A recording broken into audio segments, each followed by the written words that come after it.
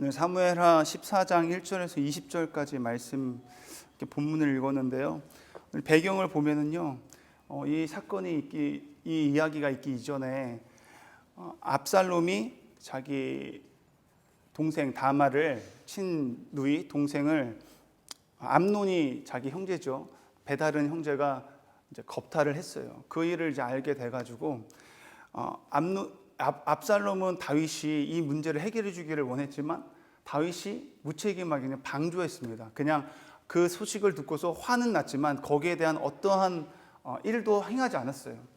그 일로 인해서 결국은 압살롬이 내가 암논을 죽이겠다는 마음을 이제 가지고 있었고, 결국은 압살롬이 암논을 죽이게 됩니다. 배다른 형을 죽이게 돼가지고 이제 도망가게 됐어요. 도망가고 나서 3년이 지난 시점이 됐을 때, 지난 우리 본문을 보면 알겠지만 다윗이 이제 암논이 죽은 것에 대한 3년이 지났으니까 그 마음은 흐려지고 압살롬에 대한 그리움이 막 생기게 됩니다. 그래서 그 마음을 누가 알았냐면요, 스루야의 아들 요압은 충신이잖아요. 요압이 다윗과 함께 늘 했고 다윗의 마음을 그 누구보다 잘 알았어요. 다윗 왕이 지금 그 마음이 압살롬에게로 향해 있구나라는 것을 잘 알고 나서 이제 이 왕의 마음을 좀 이제 헤아려서 압살롬을 데려오고자 하는 어떤 자기 해결책을 이제 생각해낸 거죠.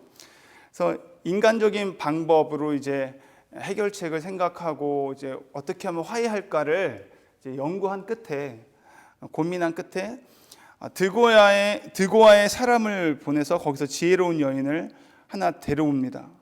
그래서 그 여인에게 이제 연기를 시키는 거예요. 지혜로운 여자를 데리고 왔다라는 것은 이 여인이 말 주변도 있고 연기도 잘한다는 어떤 소문이 있었나 봐요. 그래가지고 그 여인 어떻게 보면 고용을 한 거죠. 고용을 해서 오늘 다윗 왕에 가서 네가 무슨 말을 해야 될지, 내가 오늘 표현을 보니까 3절에 요압이 그의 입에 할 말을 넣어주니라, 잘 이야기를 해준 거예요. 이대로 이렇게 해라. 근데 사람이니까 그 다윗이 또 무슨 말을 할지 모르잖아요. 그 상황에 대해서 잘 대처할 수 있는 사람이 이 지혜로운 여자, 이름은 안 나와 있지만 드고아의 지혜로운 여자, 이 여자가 그 일을 잘 할 것 같으니까 이제 데리고 와서 시키는 거죠.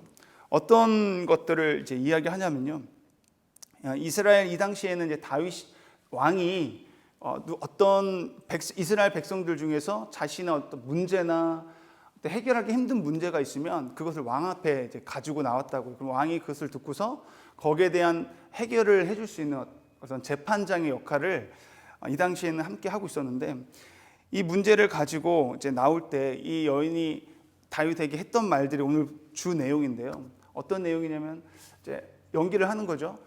자기가 옷을 이제 미망인처럼 옷을 딱 입고서, 사람이 이제 죽었을 때 입는 상복을 입고서 다윗 앞에 나가서 이야기를 하는 거예요.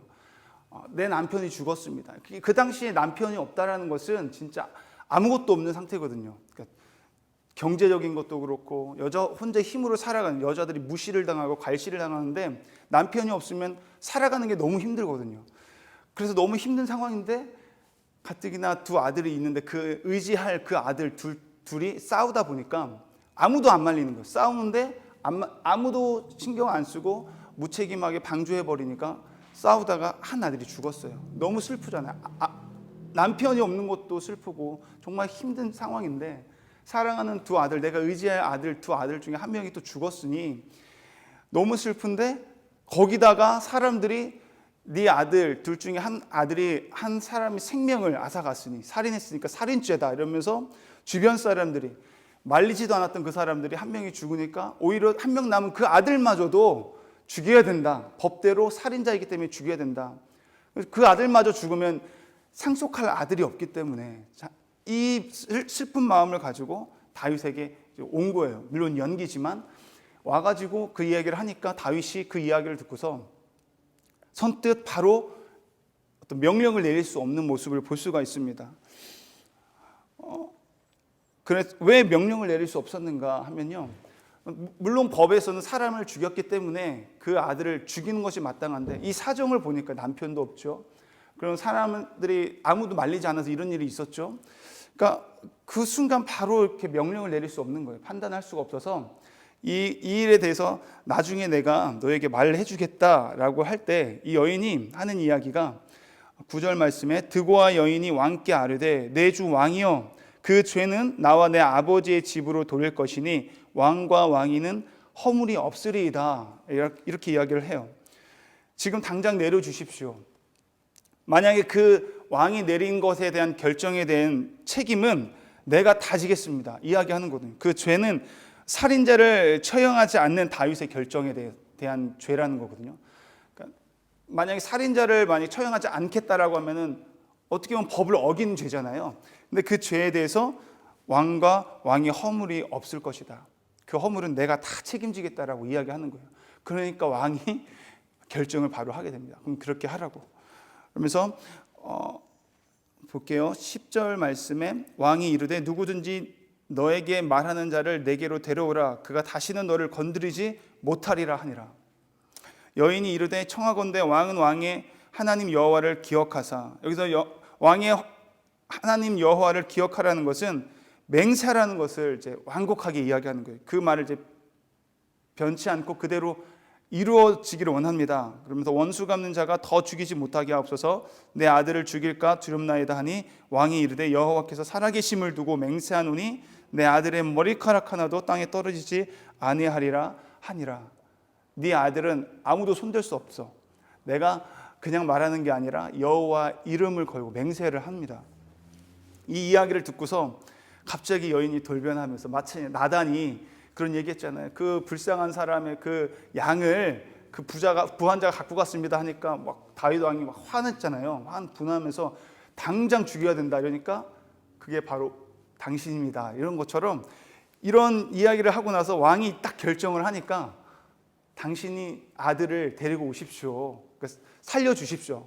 멀리 있는 아들을 데리고 오십시오. 이렇게 이야기를 하는 거예요.